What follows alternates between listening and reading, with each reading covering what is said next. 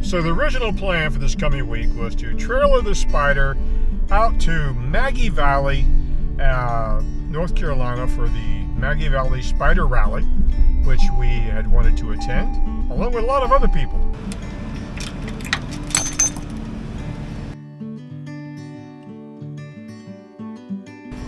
Well, my family used to have an old saying, especially the older generation.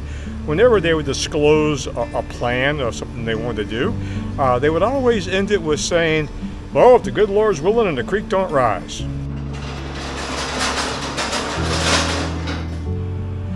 Well, the creek did rise, and a little tropical storm named Helena, actually a pretty good sized hurricane, came through the southern states and hit North Carolina, western North Carolina, pretty hard.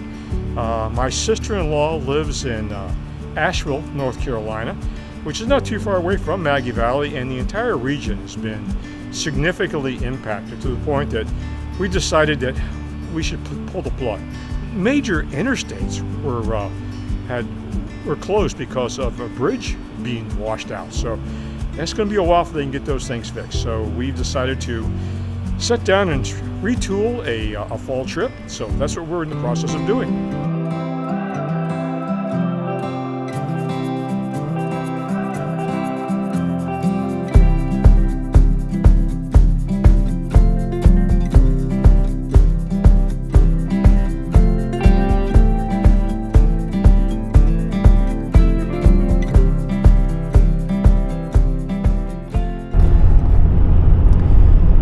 I'm developing a theory, and it goes something like this. If you leave yourself open for the possibility, adventure will find you. Getting my good side? Yes, I'm getting your good side. Hey guys. You got to say hey too. Oh, okay. Hey guys. Hey. How about a little bit more enthusiasm? I told you I'm riding rough this morning. Yeah. Hey guys. Hey. We are outbound on an impromptu trip. You want to tell them about Maggy Valley? And we know that the storm came through and we've decided to change our plans, but the update? Well, the event is actually going on, but we just didn't think it was a good idea to further burden the community as they recover. Although, you know, hats off to the Maggy Valley Spyder Adventures folks who donated food and water to the residents of Western North Carolina. That was really nice. But yeah. But we're on to our Plan B getaway. And John, why aren't we towing the Spyder? So the reason we're not taking the Spyder is it's primarily a road trip, and we're going to be taking some back roads that are along some pretty narrow and twisty, steep inclines and declines, and I really didn't want to bring the trailer and the Spyder for that trip. Yeah, it's our fall mountain getaway. Yes. And our first stop is the Peaks of Otter Lodge, which is located in the National Forest area, which is operated by the National Park System because it's along the Blue Ridge Parkway. So our second part of the trip, we're going to tool over to the western part of the state to the Breaks Interstate Park, which sits on the state line between Virginia and Kentucky, which I've heard about for years. My parents have visited when they were much younger, but I've never been there. They have a nice little lodge there, restaurants. Yeah, and also thanks to Connie and Rick for mentioning it, because they enjoy traveling there, and it kind of got us excited about making it a destination. Yes. And also, I try to make a pilgrimage at least once a year to the western part of the state where my extended family lives and check in with them and say hi. And I've not done that in over a year, so we're going to head out to Wise County, Virginia, in the heart of the Appalachian coal country.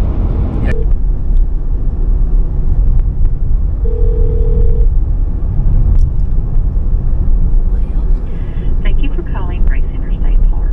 Our reservation desk is open Monday through Wednesday, 8 o'clock a.m. to 8 o'clock p.m.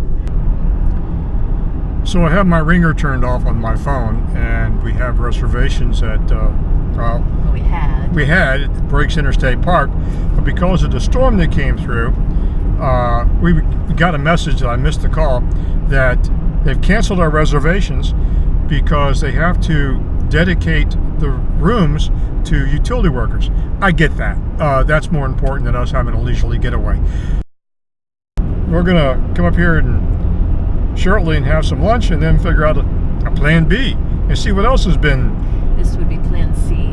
Plan C. This is, and like I said in the beginning of the video, there are plenty of letters in the alphabet.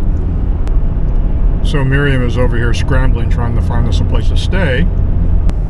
Yeah, so I guess this may be more training for our spring trip than we anticipated. We decided to stop in at Granny B's restaurant again in the small town of Appomattox. We love the small town charm and the home-cooked meals offered up at Granny B's. What you got there, Miriam? It's cornbread, but it looks like cake, doesn't it? All that butter. Who said a low-carb diet was difficult when you're on the road? All you have to do is avoid the cornbread.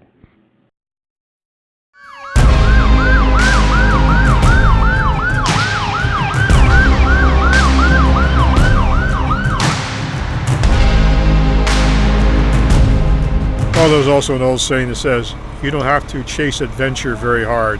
It's pretty easy to find. Here we are having lunch, and the restaurant catches on fire. Fortunately, we had finished and just paid for the bill, and they had a problem in the kitchen area that they couldn't address, so they evacuated and called the fire department. Interesting. As I mentioned earlier, we're coming up on the Peaks of Otter area, which is in the National Forest. And of course, the Blue Ridge Parkway, which is where the Peaks of Otter is situated, is controlled by the National Park Service, and one needs a permit to film for a monetized YouTube video. So, unfortunately, we didn't have time to get our filming permit because of this impromptu trip. So we're not going to be able to film while we're up here on the Peaks of Otter area or along the parkway.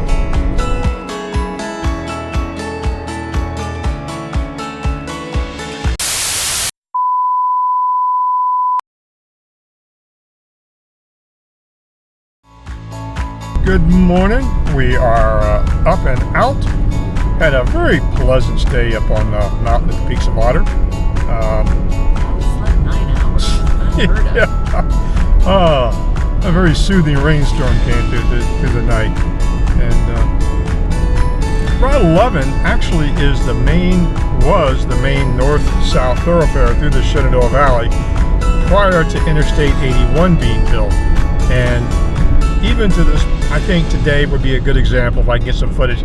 Interstate 81 is just a corridor full of trucks and travelers, and here we are on this beautiful stretch of alternating 2-lane, 4-lane road. It's just relaxing. After losing our reservation at the Breaks of the Mountain Lodge, just a few miles down the road, we found a small, quaint hotel with comfortable rooms. The next morning, we head over to the Breaks of the Mountain State Park. Visitor Center got a trail guide, and we're going to try some day hikes, but it's a little foggy, so we're not sure what we can see. So we'll probably not take the Overlook Trail because no need to see the inside of a cloud. We're on the section of the trail is called the Geological Tour section.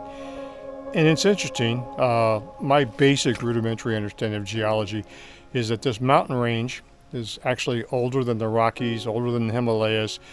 It was formed quite a few years ago, and it was created by the pushing of the contact with the Eurasia, Africa continents, bumping up against the American continents and causing the folding.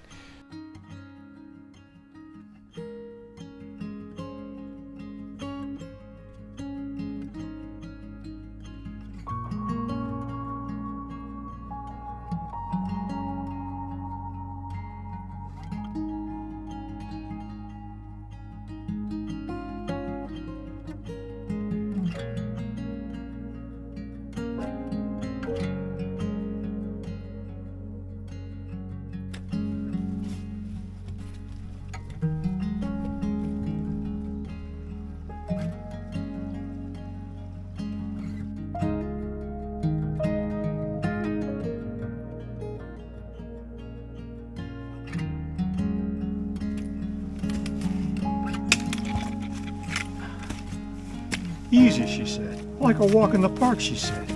Oh, listen to her again. Is this cool? Is this the official breaks in the of the mountain? Where the mountains are broke? Maybe. All right.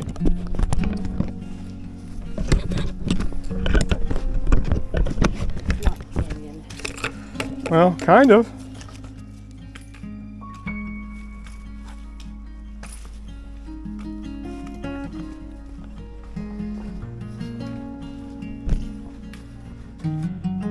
All right. This clip is for Linda of Linda and Ray of Ocala, Florida. Linda, look, there are stairs and they go up. What is the Breaks of the Mountains State Park? The Breaks of the Mountains refer to an opening in a mountain ridge, commonly referred to as a mountain pass. This allowed explorers and early pioneers to transit across Virginia and into Kentucky through this opening, which they called the Breaks of the Mountain. Driving at sunset, we ran across a small group of wild elk in the area of the Breaks of the Mountain Park. The eastern elk was indigenous to the eastern United States for thousands of years. Elk are big and comparable in size to a moose, weighing in about 1,000 pounds. But with the development and population growth of the early United States, they began to disappear. The last eastern elk died in 1877 and the species was ruled extinct. But starting in early 2000, other elk species were introduced back to the eastern U.S. and the population is returning and flourishing. And they are quite spectacular to watch.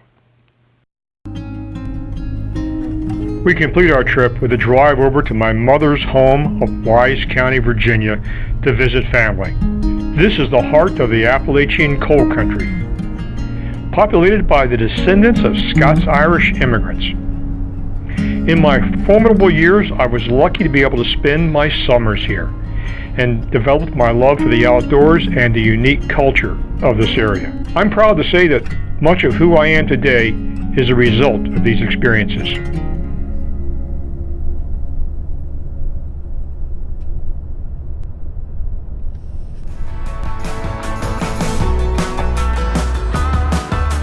If you enjoyed this video, give us a thumbs up. If you want to see more of our travel-related content, just check out the rest of our channel. And don't forget to subscribe. We don't know where we're going, we just want to get gone.